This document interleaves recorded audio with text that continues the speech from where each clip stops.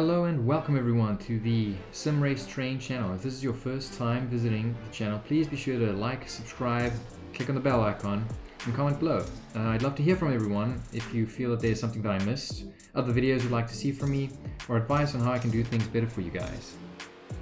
Today we are talking about some news from Project Cars 3. This is not a hate video or anything like that, there's just been some information that's been released. Let's talk about it.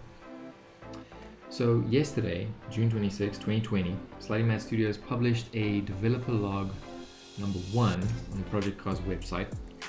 It discussed a number of things that people have been curious about since the reveal of the initial gameplay. I'm just going to be showing a couple of little excerpt highlights at the bottom of the screen here. Feel free to pause and read. I won't read it out for you. Just for clarity's sake, I will let you know that I am coming from the perspective of someone on the console. A high-end PC is just not in the cards for me. Like many people, I thoroughly enjoy Project Cars 2. Seeing as on the console, really only Project Cars 2 and Assetto Corsa are the simulation type experience options that you have to enjoy. I truly love Gran Turismo Sport, but that's awesome in kind of a different way. It's not a pure simulation experience. ACC is a new, amazing option for console users, and I for one am loving it so far. That's a topic for another video though. Anyway, let's get on to the news from Project Cars 3. So what is this big news? Well, it seems that Slightly Mad Studios has decided to do away with pit stops, fuel consumption, and tire wear completely. Basically, what they're saying is that they want to focus on the driver, and that typically the driver doesn't have to think of all of these other facets of racing, but rather just the driving, and because of that they keep the tire model or the tire wear at optimal and the fuel at optimal, and they don't need pit stops.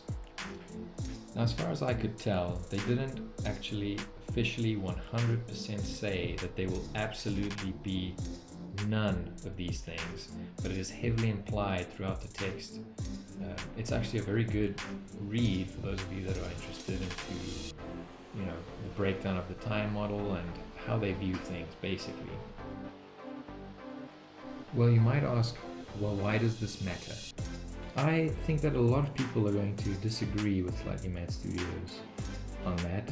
I think that in the minds of a lot of racing fans, pit stops, tire wear, and fuel management are fundamental components of racing, specifically ones that drivers would have some hand in, and it happens in almost all forms of racing as well. I also don't really believe that people have a problem with racing games that take this approach.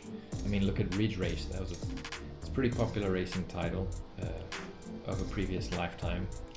But take the approach of just driving. I think that the fact that it's a Project Cars title is what's throwing people. Remember, Project Cars is an acronym. It stands for Community Assisted Racing Simulator. And I think that this kind of approach kind of loses a lot of what makes up that title.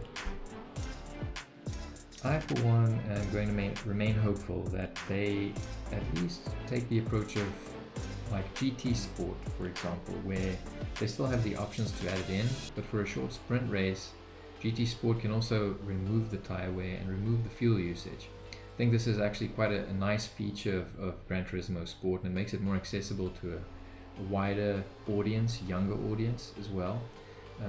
But I think it's confusing for Project Cars simply because of their breeding, basically, where they come from.